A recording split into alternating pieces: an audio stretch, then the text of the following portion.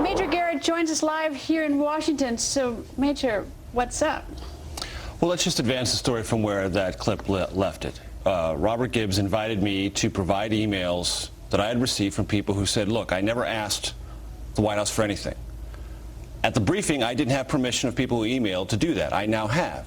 I have offered to give to Robert Gibbs and the White House some of the emails from people who said they never asked for anything from the White House, never subscribed, never signed up. None of these emails that they have identified to me were forwarded to them. I know I've gotten a lot of emails from people who think I'm a complete internet idiot, that of course these were forwarded. No, what I'm saying is these people contacted me because they were not forwarded. They received them directly from the White House. All right, I've offered to give those to the White House to find out the answers to the questions I posed today. At this hour, Greta, and I hope the situation changes, I've heard nothing back from Robert Gibbs. And I'm not alleging anything nefarious. I'm just trying to find out an answer to what is basically a simple question. If you've never asked the White House for anything about health care or any other subject, where'd they get your name? How did they receive an email?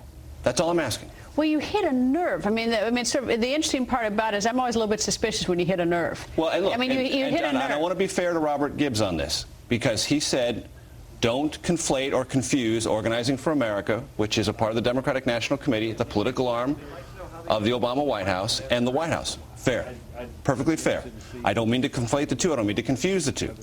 My question today was about today's email from David Axelrod, senior advisor to the president, that went to people whose email trail, it appears very clear to me, did not have a forwarding, and they received it directly from the White House. They just want to know why. That's all I'm asking. What did the Axelrod email say? It listed 8 things that are the White House priorities for health care, 8 corrections of myths, and 8 things you can do if you want to help the White House move the debate forward in their favor.